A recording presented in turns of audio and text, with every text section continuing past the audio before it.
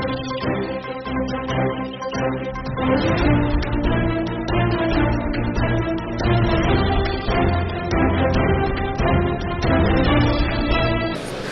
आवाज़ पे एक खास मुलाकात कर रहे हैं छवि राजावत, भूतपूर्व सरपंच रह चुकी हैं सोडा से।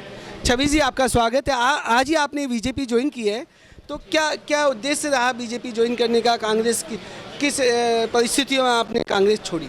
देखिए, मैं किसी पार्टी से नहीं जुड़ी थी, मैं कभी भी कांग्रेस पार्टी से नहीं जुड़ी है जी, क्योंकि सरपंच लेवल पे ज़्यादातर मैंने देखा लोग नहीं जानते हैं कि सरपंच या पंचायत इलेक्शंस को मेन स्ट्रीम इलेक्शंस नहीं माना जाता है, मेन स्ट्रीम पॉलिटिक्स नहीं है, जहाँ ऑफिशियली किसी पार्टी से एफिलिएशन नहीं होनी चाहिए।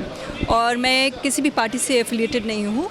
और साथ में ये भी बताना चाहूँगी कि सरपंच के इलेक्शंस लड़ने का मेरा खुद का सपना नहीं था, ये हमारे ग्रामवासियों का निर्णय था, क्योंकि 2010 में महिला सीट रिजर्व थी और हमारे गांव में जो परिस्थितियाँ थीं उससे मैं वाकिफ़ थी। बचपन से ही मैं गांव जाती रही हूँ वैसे मैं शहरी बच्ची,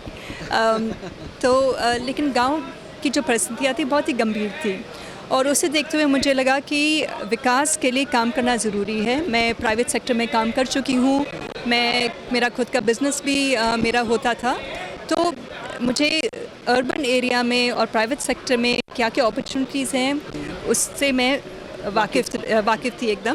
तो मुझे ये लगा कि वो बैकग्राउंड होते हुए और एक इलेक्टेड पोस्ट पे आके तो मैं सरकार के साथ एवं प्राइवेट सेक्टर के सपोर्ट के साथ वो जो एक पूरी तरह से जो एक विकास आना चाहिए गांव में, उसके लिए काम कर सकती हूँ। तो मेरे मन में ये एक सेवा भाव ही रहा है जो मैं मेरे गांव के लिए करना चाहती हूँ। सरपंच महिला होने के नाते आप एजुकेशन में भी काफ़ी एक अच्छा नाम आपने एजुकेशन में क्षेत्र में कमाया और अच्छी एजुकेशन से भाई क्या हैं आप?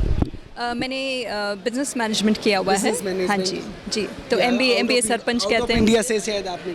मैंने आउट ऑफ इंडिया से एग्जीक्यूटिव प्रोग्राम्स किए हैं, पर मेरी मेन शिक्षा भारत से ही हुई है जी।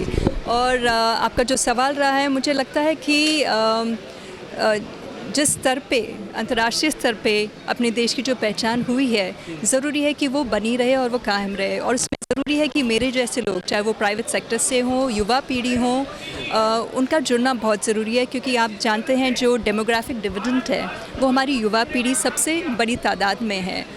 और अगर वो अपना सपना साकार करना चाहती हैं तो वो तभी कर पाएंगी जब उन्हें वो प्लेटफॉर्म मिले और वो अपॉर्चुनिटीज़ मिले। तो जिस प्रकार से डिजिटल इंडिया हर गांव तक पहुंच पाया है, जिस प्रकार से एंटरप्रेन्योरशिप, सोशल एंटरप्राइज, स्टार्टअप्स को सपोर्ट मिला है, और एजुकेशन में भी अभी जो बदलाव आया है, जो भले ही एग्जीक्यूशन का जो प्रोसेस है वो भी धीरे धीरे गति पकड़ेगा, लेकिन उससे जो इम्पैक्ट युवा पीढ़ी को हो सकता है वो मैं चाहती हूँ कि हमारी युवा पीढ़ी समझे, और जो विकास में उनका जुड़ना ज़रूरी है। मैं चाहती हूँ कि मेरे जैसे और लोग जुड़ें, जिससे कि हम सरकार को हमारे जो रिक्वायरमेंट्स हैं उससे वाकिफ़ कर सकें, हमारे ग्राउंड रियलिटी, खासकर ग्रामीण क्षेत्र में किसानों की, क्योंकि मैं खास किसानों के साथ, महिलाओं के साथ, युवाओं के साथ काम करती हूँ। तो मैं चाहती हूँ कि जो बदलाव आना है उसमें वो जुड़ें, क्योंकि एक विजन समझना बहुत ज़रूरी है। 10 साल आप सरपंच रही हैं, तो 10 साल सरपंची रहते हुए आपने ऐसे कौन कौन से काम कराए महिलाओं के साथ, ग्रामीण विकास में, कृषि में, ऐसे नवाचार क्या क्या किए? क्योंकि आपका बड़ा नाम रहा है, आपने काफ़ी ख्याति भी प्राप्त की है, न केवल इंडिया लेवल पे बल्कि अंतर्राष्ट्रीय स्तर पर। तो मैं चाहूँगा वो ऐसे काम जो हमारे व्यूअर्स के सामने हम रखें, और नए सरपंच को क्या क्या देखना चाहिए, क्या क्या परिस्थितियों का चैलेंजेस है ग्रामीण एरिया में एज ए सरपंची करते हुए, क्या क्या चैलेंजेस आपने सामना किया? देखिए, मेन चैलेंज जो मेरे ख्याल से हर पंचायत में आता है वो एक तो है लैक ऑफ फंड्स और साथ में लैक ऑफ एक्सपर्टीज़। हाँ जी, क्योंकि जैसे इंजीनियरिंग की ज़रूरत है, एजुकेशन बैकग्राउंड से लोगों की ज़रूरत है, और सिर्फ सिविल इंजीनियर ही नहीं, परंतु टेक्नोलॉजी की जब हम बात करें तो डिजिटल लिटरेसी और फाइनेंशियल लिटरेसी की आज बहुत ज़रूरत है कि ये हमारे बच्चों को, युवाओं को और बड़ों को भी हम समझाएं। जो निवेश पे जो काम होना चाहिए, क्योंकि लोग सोचते हैं निवेश की जब बात करते हैं तो सिर्फ जिनके पास बहुत ज़्यादा पैसे हैं वही कर सकते हैं, लेकिन वो सही नहीं है। जैसे अगर आपने सिस्टमिक इन्वेस्टमेंट प्लान की बात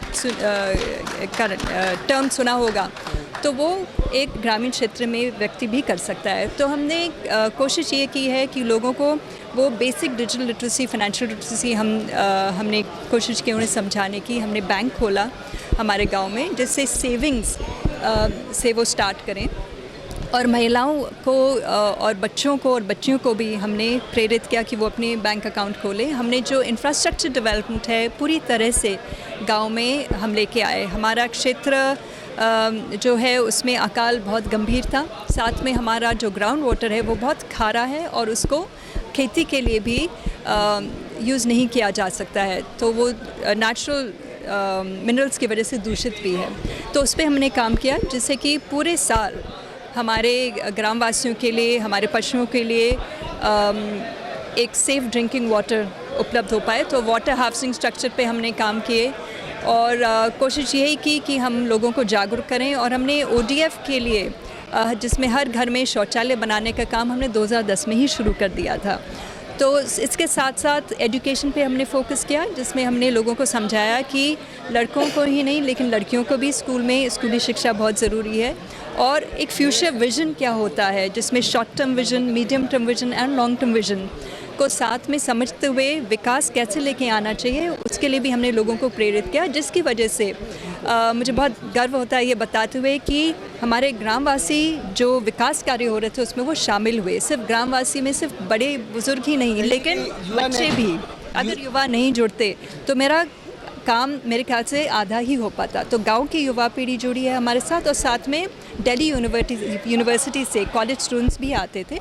और अभी भी मैं भले ही सरपंच नहीं हूँ, लेकिन गांव के लिए उसी तरह से काम करती हूँ जैसे मैं सरपंच के पद के साथ कर रही थी। और आज की तारीख में एक गर्ल्स कॉलेज है जो बंद हो गया था, उसको मैं चला रही हूँ, इसी आशा के साथ कि इन महिलाओं को अगर हम सशक्त कर लेते हैं तो वो अपने अलग अलग गांव में जाके विकास लेके आ सकती हैं। हम युवाओं के लिए एक स्पोर्ट्स क्लब खोल रहे हैं, जिससे जिन स्कूलों में जो इंफ्रास्ट्रक्चर नहीं है वो हम दे पाएँ, और साथ में किसानों के लिए खासकर, क्योंकि क्लाइमेट चेंज का जो इम्पैक्ट है वो सबसे ज़्यादा एक किसान पे पड़ता है।